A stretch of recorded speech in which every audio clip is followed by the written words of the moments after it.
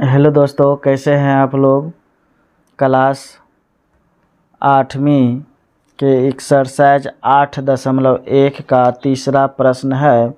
कहता है 60 विद्यार्थियों में 40 विद्यार्थियों को विज्ञान विषय रुचि लगता है, तो उन विद्यार्थियों की संख्या बताइए जिन्हें विज्ञान में कम रुचि है।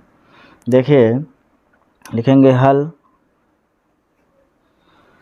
तो लिखेंगे विद्यार्थियों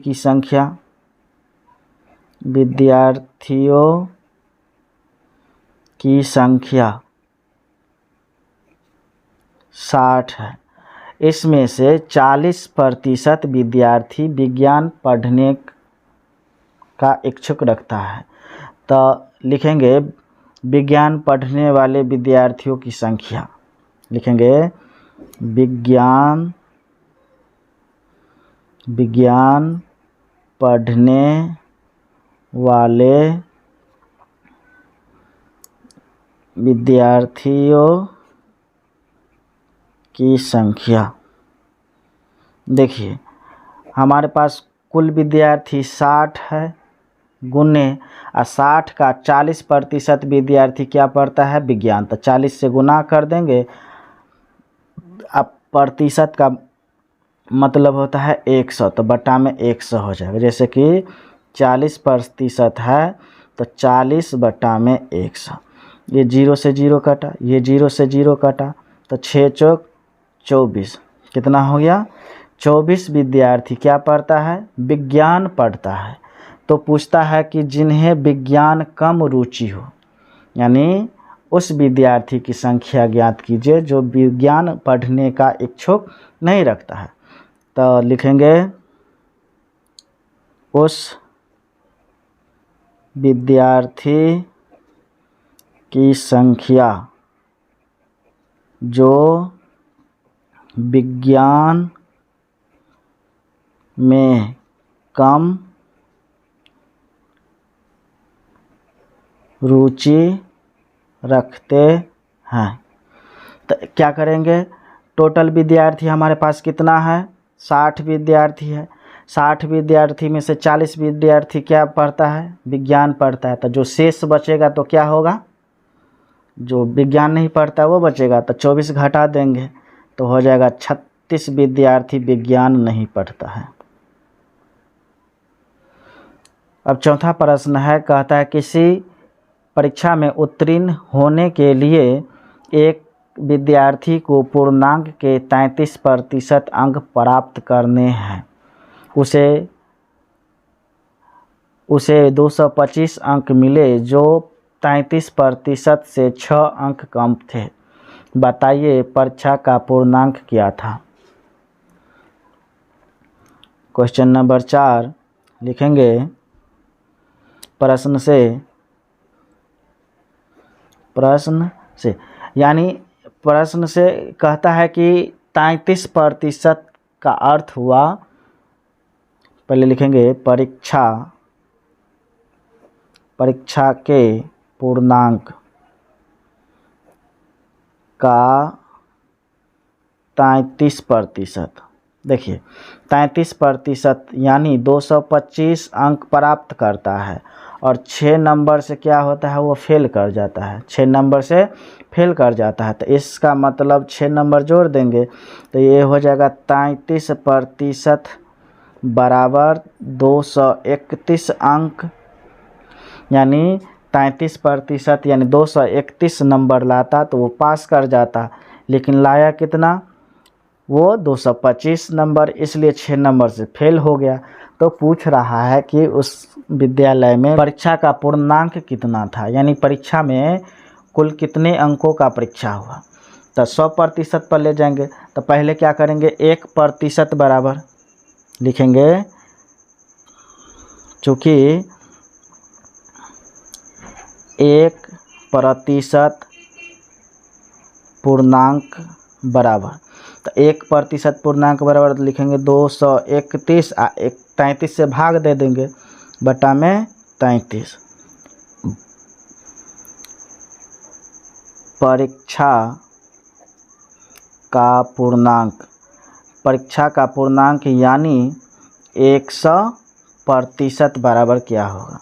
100% बराबर, तो लिखेंगे 231 बटा में 33। 100% चाहे तो 100 से क्या करेंगे? गुना कर देंगे। ये करता है 7 बेर में, नहीं तो 3 से काटिए। 11 तिया 33, 7 तिया 21 बचा 2 और 7 तिया 21 और फिर 11 सत्ते 77। ये हो जाएगा 7 गुने 100 यानी 700 अंक हो जाएगा। परीक्षा का कुल अंक 700। अब 5वां प्रश्न है, रहीम अपना निवास स्थान 8 बजे सुबह छोड़ता है और उसी दिन शाम 4 बजे अपने घर लौट आता है, तो 24 घंटे का वह कितना प्रतिशत निवास स्थान पर व्यतीत करता है? कहता है कि सबसे इसमें कहता है कि वो जो घर पर कितना समय व्यतीत करता है उसका प्रतिशत ज्ञात करें, और घर से बाहर कितना समय रहता है वो पहले हम निकालेंगे। तो देखिए,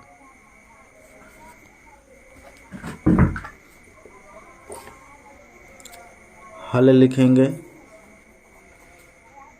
क्वेश्चन नंबर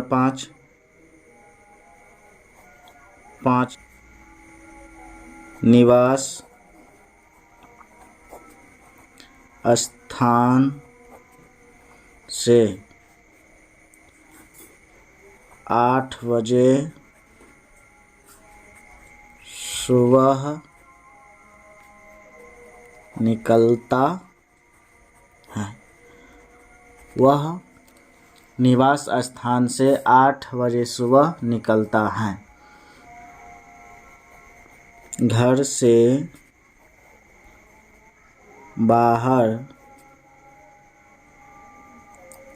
रहने का समय, देखिए वह घर से बाहर कितना समय व्यतीत करता है।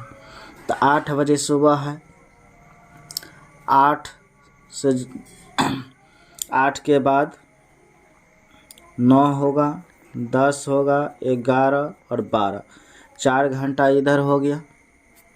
8 से बाहर निकला तो 9 से गिनती करेंगे, 9, 10, 11, 12, 4 घंटा इधर और शाम 4 बजे तक आता है तो 4 घंटा उधर, यानी 1, 2, 3, 4, यानी 4 4 कितना हो गया? 8 घंटा।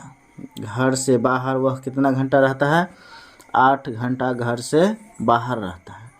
अब सबसे पहले ज्ञात करेंगे घर यानी निवास स्थान पर वह कितना देर रहता है।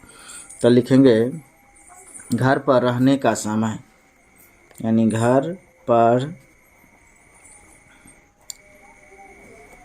रहने का समय। देखिए एक दिन में 24 घंटा होता है, पूछता है 24 घंटे में, तो 24 घंटा में से क्या करेंगे? 8 घंटा घर से बाहर रहता है, 8 घंटा घटा देंगे तो बचेगा कितना? 16 घंटा क्या रहता है? वो घर पर रहता है।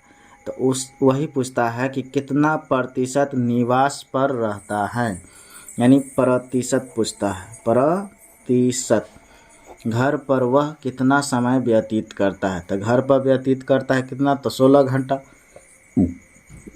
16 गुने प्रतिशत निकालने के लिए 100 से गुना करते हैं, गुने 100 और बटा में 24 घंटा पर तुलना हो रहा है ना, तो 24 घंटा क्या करेंगे? बटा में लिखेंगे। देखिए ये 8 दूनी 16 और 8 रे 24, अब नहीं कटेगा तो 100 गुने 2 ये हो जाएगा 200 और बटा में 3। अब इस 200 में भाग दीजिए 3 से, 6 का 18, 2 बचेगा 0, 6 का 18, 2 शेष बचेगा, 2 ऊपर और 3 नीचे, यानी 66.2/3 3% वह घर से क्या रहता है? बाहर रहता है।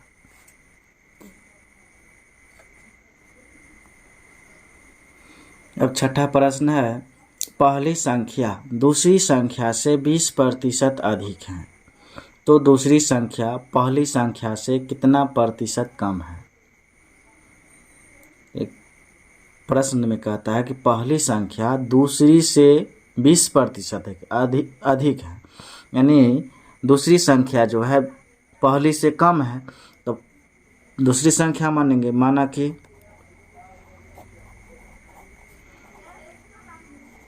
दूसरी संख्या बराबर 100, क्या मानेंगे 100। तो पहली संख्या क्या होगा, पहली संख्या हो जाएगा, देखिए इससे 20% अधिक है, कितना 20% अधिक, तो 100 में 20, 100 का 20% 20 होगा, तो ये हो जाएगा 120। अब पूछता है कि दूसरी संख्या पहली से कितना कम है, दूसरी संख्या पहली से कितना कम है। तो दोनों में अंत, दूसरी संख्या पहली संख्या से कितना का अंतर है, 100 और 120 में 20 कम है, क्या है 20 कम है। तो कहता है कि प्रतिशत में कमी, यानी दूसरी संख्या कितना कम है, तो लिखेंगे प्रतिशत कमी बराबर प्रतिशत कमी। तो तुलना किससे कर रहा है, दूसरी संख्या से, तो वो दूसरी संख्या कितना कम है, तो 20, और टोटल पहली संख्या से तुलना कर रहा है, तो पहली संख्या कितना है 120, जिससे तुलना करेगा वो बटा में, और जिसके बारे में कहे उसका अंतर ऊपर में, गुने 100। ये 0 से 0 कटा, ये 6 दूनी 12, फिर ये कटेगा 5 दूनी 10, 1 0, ये 3 दूनी 6, तो हो गया 50/3। 50/3 को गुना करेंगे तो 16×3 = 48, यानी 16.2/3% आंसर होगा। 16.2/3, 50 में भाग देंगे तो देखिए भाग देते हैं, 50 में 3 से भाग देते हैं, तो 3 × 3, 2 बचा, 2 पर 0, 36, 18, 2 शेष बचेगा, 2 ऊपर, और जिससे भाग देते हैं वो बटा में होता है, तो 16.2/3।